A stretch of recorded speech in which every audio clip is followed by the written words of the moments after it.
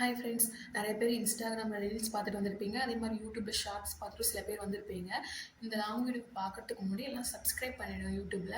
And இன்ஸ்டாகிராமில் follow பண்ணாமல் இருக்கவங்களும் ஃபாலோ பண்ணிவிடுங்க. அப்போ தான் அடுத்தடுத்து போடுற வீடியோஸோட நோட்டிஃபிகேஷன்ஸ் எதுவாக இருந்தாலும் உங்கள் மொபைலுக்கு வரும். நான் ஆல்ரெடி இதில் சொல்லியிருந்தேன் இல்லையா, ரீல்ஸில் இருக்கட்டும் ஷார்ட்ஸில் இருக்கட்டும், என்ன சொல்லியிருந்தேன் கடைசியாக வந்து சொல்லி பார்த்தீங்கன்னா மே 28 வந்து எனக்கு மேரேஜ் டேட்டு. மே 28க்கு அப்புறம் நாங்கள் செக் பண்ணி பார்த்தோம் இந்த மாதிரிலாம் சொல்லியிருப்பேன் இல்லையா. ஆக்சுவலாக எனக்கு என்னென்னா மே 28 எனக்கு வந்து மேரேஜ் டேட்டு. மேரேஜ் மே 28 ஆச்சா, அடுத்து 1 வீக் வந்து அதாவது ஜூன் 8 வந்து எனக்கு பீரியட்ஸ் இருக்கும். பீரியட்ஸ் வரல.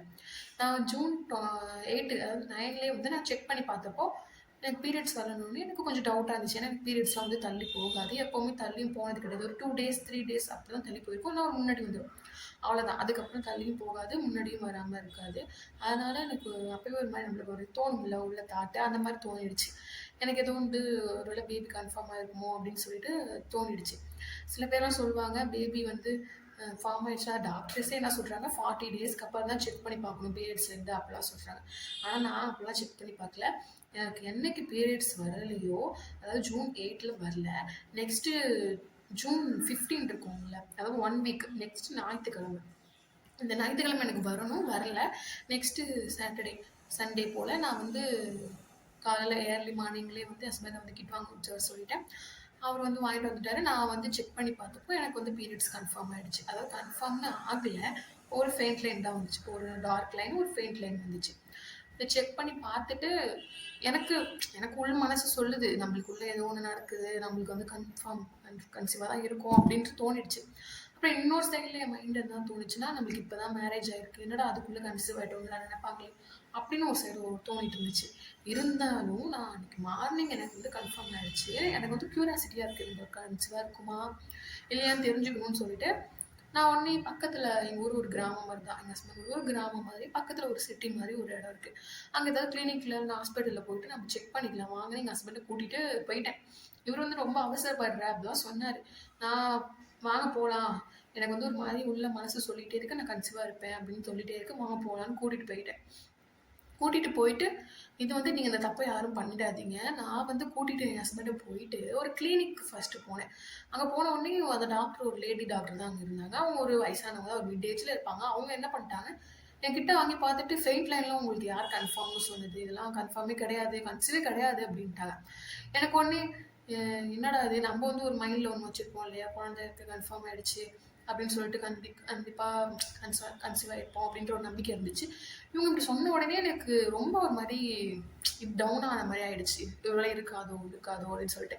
அப்போவுமே அது வரைக்கும் என் ஹஸ்பண்ட் வந்து இந்த ஹாஸ்பிட்டல் நல்ல ஹாஸ்பிட்டல்னு சொல்லிட்டு இருந்தாரு. நான் வந்து டாக்டரை பார்த்த உடனே எனக்கு வந்து ஏதோ ஒன்று வந்து தோணிகிட்டே இருந்துச்சு, இது வேண்டாம், இது கிளினிக் வேணாம் தான் தோணிட்டு இருந்துச்சு.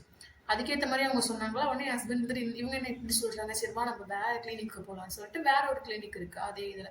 அங்கே போனால் ஒரு நம்மள மாதிரி ஒரு மீடியமான ஏஜ் கேர்ள் தான் இருந்தாங்க. அதாவது ஒரு 25 இயர்ஸ் மேலே இருப்பாங்களா, அந்த கேர்ள் தான் இருந்தாங்க.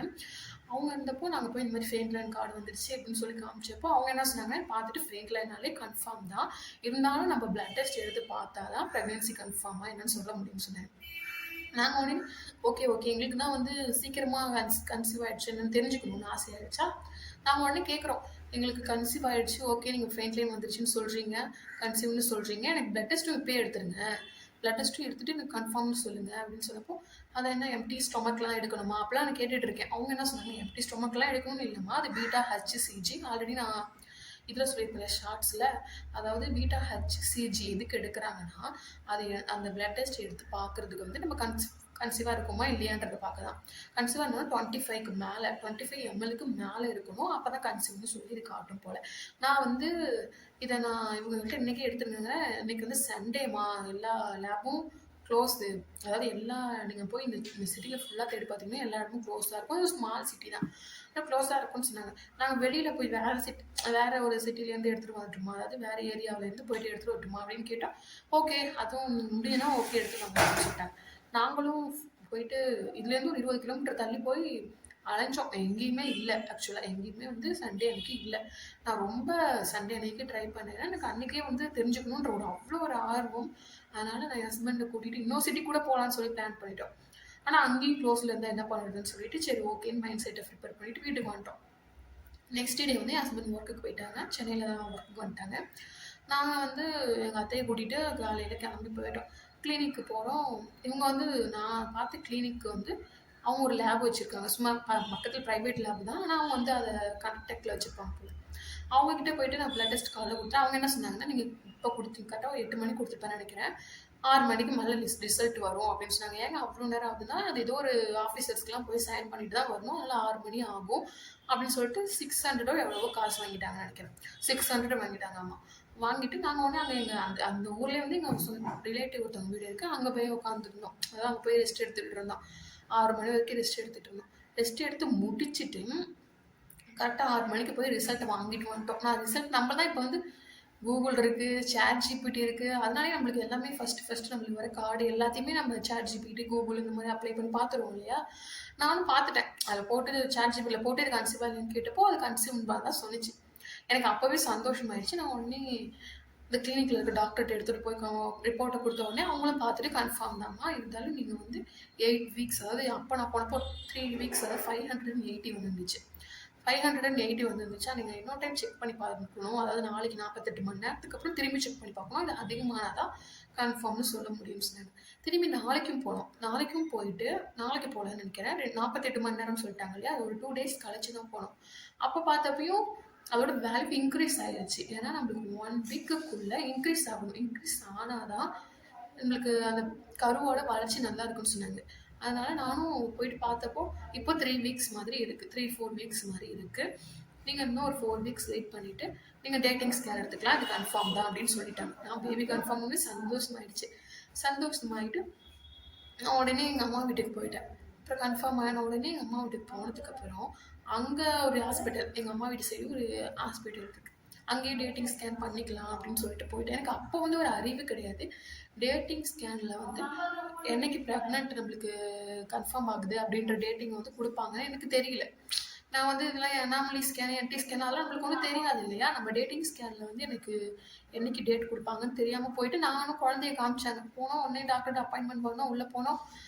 நம்மள படுக்க வச்சு குழந்தை இதுல இருக்கு. அ நம்ம சொல்லுவாங்கல்ல டியூப்ல இருக்கா? இல்ல கர்ப்பப்பையில தான் இருக்கான்னு செக் பண்ணாங்க. செக் பண்ணி பார்த்தப்போ, அது கர்ப்பப்பையில தான் இருந்துச்சு. ஸோ கர்ப்பப்பையில இருந்த உடனே நம்மளுக்கு குழந்தைய காமிச்சாங்க. "இங்க பாரும்மா இந்த" அதாவது ப்ளூ கலர்ல, ரெட் கலர்ல துடிக்கிற மாரி இருந்துச்சு. இதான் குழந்தையோட ஹார்ட் பீட் மட்டும் தான் வந்திருக்கும். உடம்பு இன்னும் உருவாகாது, ஃபார்ம் ஆகாது. நீங்க போயிட்டு ஒரு 2 to 3 வீக்ஸ் கழிச்சு வந்தாலும் ஓகே தான். இல்லன்னா 3 மந்த் அனாமலி ஸ்கேனுக்கு வந்தா கூட ஓகே தான் அப்படின்னு சொல்லிட்டாங்க. நம்மளுக்கு அப்போ வந்து நான் இந்த டேட் அங்க வாங்கணுன்றது எனக்கு எப்ப தெரிஞ்சுச்சுன்னா, டேட்டிங் ஸ்கேன் அன்னைக்கு நீங்க போயி உங்களுக்கு ஒரு வேளை நீங்க கன்ஃபார்ம் பண்ணிட்டீங்க அப்படின்னா, கண்டிப்பா டேட்டிங் ஸ்கேன் பண்ணுங்க. டேட்டிங் ஸ்கேன் பண்ணும்போது டாக்டர்ட்ட நல்லா தெளிவா கேட்டுக்கோங்க. டேட்டிங் ஸ்கேன்ல என்னைக்கு குழந்தை டேட்டு, அதாவது டெலிவரி டேட்டுன்றத அது ரொம்ப இம்பார்ட்டன்ட். அது தெரியாம நான் வாங்காம விட்டுட்டேன். வாங்காம விட்டுட்டு கடைசியில வந்து டாக்டர்ஸ் எல்லாருமே கேட்க கேட்க 3 மந்த் அனாமலி ஸ்கேனோட அதாவது 3 month NT scan sorry 3 month NT ஸ்கேனோட ரிசல்ட் மட்டும் தான் நான் வச்சிருந்தேன். உடனே டாக்டர்ஸ் எல்லாம் என்கிட்ட கேட்குறாங்க, "எங்கம்மா டேட்டிங் ஸ்கேன் எங்க? ஸ்கேன் எங்க?" அப்படின்னு என்கிட்ட கேட்குறாங்க. டேட்டிங் ஸ்கேன் எங்க? டேட்டிங் ஸ்கேன்ல எடுத்த ரிப்போர்ட் எங்கன்னு கேட்டப்போ, எனக்கு அப்படின்னா எனக்கு குடுக்கலங்க. நான் வந்து 3 மந்த் எம்டி ஸ்கேன் தான் குடுத்தேன்னு சொன்னப்போ, அப்பதான் டாக்டர்ஸ்லாம் சொல்றாங்க, "நீங்க வந்து டேட்டிங் ஸ்கேன் வந்து குழந்தை என்னைக்கு டியூப்ல இருக்கா, இல்ல கர்ப்பப்பையில இருக்கான்னு நம்ம கன்ஃபார்ம் பண்ணுவோம் இல்லையா? அப்பவே வந்து நம்ம டேட்டிங் ஸ்கேன்னு ஒண்ணு எடுப்பாங்களாம். அந்த ஸ்கேன்ல வந்து நம்மளுக்கு என்னைக்கு குழந்தையோட டெலிவரி அதோட எல்லாத்தையும் குடுத்துருவாங்க அந்த ரிப்போர்ட்லாம். அது வாங்காமயே வந்தாச்சு. அது வாங்காமயே வந்துச்சு. அப்ப நம்மளுக்கு அந்த அளவுக்கு வந்து எனக்கு தெரியல. இது வாங்கணும் அப்படின்றது எனக்கு தெரியல. நான் குழந்தைய பார்த்தோனே சந்தோஷம் எனக்கு. சந்தோஷத்துல நான் வந்துட்டேன். அப்போ எனக்கு என்ன சொன்னாங்க, "இப்ப டேப்லெட்டு, வாமிட் டேப்லெட் எல்லாத்தையுமே நான் எழுதி குடுக்குறேன். அதையும் சாப்பிட்டுக்கோங்க" அப்படின்னு சொன்னாங்க. எனக்கு வாமிட் வரலங்க. வேணாம் அப்படின்னு சொன்னேன். இருந்தாலும் வச்சுக்கோமா அப்படின்னு சொன்னாங்க. சரின்னு வாங்கிட்டு வந்தேன். அதுவும் வாங்கிட்டு வந்தது ரொம்ப நல்லதா போச்சு. அதுக்கப்புறம் வீட்டுக்கு வந்தாச்சு. அப்புறம் 45 டேஸ் கம்ப்ளீட் ஆயிடுச்சுன்னு நெனைக்கிறேன். அதுக்கப்புறம் நான் கவர்மெண்ட் ஹாஸ்பிட்டலுக்கு போல. கவர்மெண்ட் ஹாஸ்பிட்டலுக்கு போயி அ பதிவு பண்ணணுமாமே. நான் தான் பிரைவேட் ஹாஸ்பிட்டல்ல பார்க்க போறோமே. நம்ம ஏன் கவர்மெண்ட் ஹாஸ்பிட்டல் போயிட்டு அப்படின்னு விட்டுட்டாங்க. ரிலேட்டிவ் ஒருத்தவங்க சொன்னாங்க, "இப்பலாம் RCHID வந்து ரொம்ப இம்பார்ட்டன்ட். அதனால கவர்மெண்ட் ஹாஸ்பிட்டல் போயே ஆகணும்" அப்படின்னு சொன்னாங்க. சரின்ட்டு நானும் கவர்மெண்ட் ஹாஸ்பிட்டலுக்கு போனேன். அங்க போனா அந்த நர்ஸா 45 டேஸ் ஆகிடுச்சு. இது 48 டேஸ் ஆயிடுச்சு. அதாவது 56 டேஸ்க்குள்ள நம்ம வந்து கன்ஃபார்ம் பண்ணணும். அதாவது எழுதணும். RCHID வாங்குறதுக்காக அப்ளை பண்ணியிருக்கணும். அத அப்ளை பண்ணாம என்னம்மா இவ்வளோ நேரம் பண்ண அதுக்குள்ள தடுப்பூசி ஒண்ணு போடணும் அப்படின்னு சொல்லிட்டாங்க. நான் உடனே இல்லைங்க நான் ப்ரைவேட்டில் பார்த்துக்கிற இதில் இருந்தேன், அதனால நான் தடுப்பூசி போடுறது அதாவது ப்ரைவேட்டில் பார்த்துக்கிறதுல தான் இருந்தேன். நான் இது எனக்கு ஞாபகம் எனக்கு தெரியாதுங்க. இப்போ ரிலேட்டிவ் ஒருத்தவங்க சொன்னாங்க, அதனால தான் வந்தேன் அப்படின்னு. உடனே சரி ஓகே அப்படின்னு சொல்லிட்டு 2 திட்டு திட்டினாங்க தான். கவர்மெண்ட் ஹாஸ்பிட்டல்னா திட்ட தான் செய்வாங்க. அதனால நீங்களாம் 46 டேஸ் முடிஞ்ச உடனே போய் செக் பண்ணிடுங்க. அதாவது கவர்மெண்ட் ஹாஸ்பிட்டலில் போய் பதிவு பண்ணிடுங்க. 56 டேஸ் தான் அவங்களோட மினிமம் லிமிட்டு. அதுக்குள்ளே நம்ம பதிவு பண்ணால் கண்டிப்பாக திட்டுவாங்க. அதுக்கு வந்து ஈசாரம் கார்டுன்னு சொல்லிட்டு ஒன்று சொல்லுவாங்க. நான் அது எல்லாத்தையும் ப்ரூஃபாக உங்களுக்கு வந்து இன்னொரு வீடியோவில் சொல்கிறேன். கவர்மெண்ட் ஹாஸ்பிட்டலுக்கு போயிட்டு எப்படி அப்ளை பண்ணணும் அப்படின்றதெல்லாம் இன்னொரு வீடியோவில் கண்டிப்பாக சொல்கிறேன். இதெல்லாம் பண்ணிவிட்டு அப்ளை பண்ணிவிட்டு நம்மளோட டேட் அதோட நம்மளோட தடுப்பூசி ஒன்று போடுவாங்க. அதாவது டிடி இன்ஜெக்ஷன் சொல்கிறாங்க இல்லையா, அந்த இன்ஜெக்ஷன் ஒன்று போடுவாங்க. போட்டுட்டு திரும்பி வந்து 1 மந்த்லேயே திரும்பி ஒரு இன்ஜெக்ஷன் போடணும்னு சொல்லுவாங்க. அதனால் கண்டிப்பாக கவர்மெண்ட் ஹாஸ்பிட்டலில் நீங்கள் வந்து பதிவு பண்ணி வச்சுக்கிறது ரொம்ப ஒரு அனாவசியமான ஒன்று. சரி அத்தியாவசியமான ஒன்று, அனாவசியமான ஒன்று சொல்லிட்டேன். அதை பதிவு பண்ணி வச்சுட்டு நம்ம டாக்டரை பார்க்க போய்க்கலாம். நம்ம கவர்மெண்ட் ஹாஸ்பிட்டலில் போய் டாக்டர்லாம் பார்த்தோம். அப்புறம் தடுப்பூசி அட்டைன்னு ஒன்று கொடுப்பாங்கல்ல, இது பதிவு பண்ணணும் தடுப்பூசி அட்டைன்னு ஒன்று கொடுப்பாங்க. அந்த தடுப்பூசி அட்டையோட டீட்டெயில்ஸும் என்கிட்ட இப்போ எதுவும் ப்ரூஃப் இல்லை. நான் ஒரு 2 to 3 வீக் 2 to 3 டேஸ்க்கு அப்புறம் நான் வந்து நான் வீட்டிலேருந்து எடுத்துகிட்டு வர சொல்லியிருக்கேன். நான் ப்ரூஃபோட எல்லாத்தையும் காட்டுறேன். ஈஷாரம் அட்டை இருக்குது. நெக்ஸ்ட்டு வந்துட்டு இந்த ஈஷாம் கார்டுன்னு சொல்கிறாங்கல்ல, அந்த ஈஷாம் கார்டு ஒன்று போஸ்ட் ஆஃபீஸில் போய் ஓப்பன் பண்ணுறது ஒன்று இருக்குது. அது எல்லாத்தையுமே நான் கொடுக்குறேன். அதுக்கப்புறம் தடுப்பூசி அட்டை இது எல்லாத்தையும் எப்படி அப்ளை பண்ணுவோம். அது வந்து தடுப்பூசி அட்டை ரொம்ப மெயின். அதில் நம்ம டேட்டாஸ் எல்லாம் இருக்கும். நம்ம வெயிட்டு மந்த்லி நம்ம வெயிட்டு மந்த்லி நீங்கள் ப்ரைவேட்டில் செக் பண்ணிக்கிட்டே இருந்தாலும் கண்டிப்பாக கவர்மெண்ட்டுக்கு போகணும். நீங்கள் போகலன்னா கண்டிப்பாக திட்டுவாங்க. அப்போ கவர்மெண்ட்னா எங்கள் ஏரியாவில் வந்து செவ்வாய்க்கிழமை வர சொன்னாங்க. கூட்டமாக இருக்கும். அதனால் கண்டிப்பாக வந்து கவர்மெண்ட் ஹாஸ்பிட்டலில் போகிற மாதிரி பக்கத்துலேயே இருந்துக்கோங்க. உங்களுக்கு பக்கத்தில் எந்த கவர்மெண்ட் ஹாஸ்பிட்டல் இருக்கோ அங்கேயே நீங்கள் ஆர்சிஹெச் ஐடி வாங்கிக்கோங்க. இல்லைன்னா கண்டிப்பாக திட்டுவாங்க. கவர்மெண்ட் ஹாஸ்பிட்டல் போய் அங்கே டாக்டரை செக்அப் பண்ணி அவங்க மந்த்லி அவங்க height weight blood test monthly blood test எடுத்துக்கிட்டே இருப்பாங்க. நம்மளோட ப்ளட் லெவலு எல்லாத்தையும் இது பண்ணிகிட்டே இருப்பாங்க. எனக்கு இதில் என்ன ஆச்சுன்னா ஆக்சுவலாக எனக்கு காலேஜ் படிக்கும்போது நான் ஒரு டைம் ப்ளட் டொனேட் பண்ணேன். அப்போ எனக்கு வந்து ப்ளட் டெஸ்ட் எடுத்து பார்க்கல யாரும். உனக்கு ப்ளட் டெஸ்ட் எடுத்து பார்த்துட்டு எவ்வளோ ப்ளட் இருக்குன்னு சொல்லலையா, அப்படியே டேரெக்டாக ப்ளட் டெஸ்ட் வாங்க வச்சிட்டாங்க. ப்ளட் டொனேட்லாம் பண்ணுவாங்க இல்லை காலேஜ் வந்து வாலண்டியர் மாதிரி. அந்த மாதிரி கொடுத்தப்போ எனக்கு ப்ளட்டை இவங்களுக்கு எவ்வளோ இருக்குன்னு எனக்கு எடுத்து பார்க்காமையே நான் ப்ளட் கொடுத்துட்டேன். என் ஹைட்டு வெயிட் கரெக்டாக இருந்ததுனால நான் ப்ளட் கொடுத்துட்டேன். ப்ளட் சாம்பிள் கொடுத்ததுக்கு அப்புறமே தான் எனக்கு தெரிஞ்சிச்சு. நான் அதுக்கப்புறம் 1 வீக்கில் எனக்கு முடி ரொம்ப கொட்ட ஆரம்பிச்சிருச்சு. ஒரு 1 மந்தில் ரொம்ப கொட்ட ஆரம்பிச்சிருச்சு. ரொம்ப அநியாயத்துக்கு கொட்ட ஆரம்பிச்சிருச்சு. நான் உடனே ஒரு டாக்டர் நர்மதா சீனிவாசன் திருச்சியில் இருக்காங்க.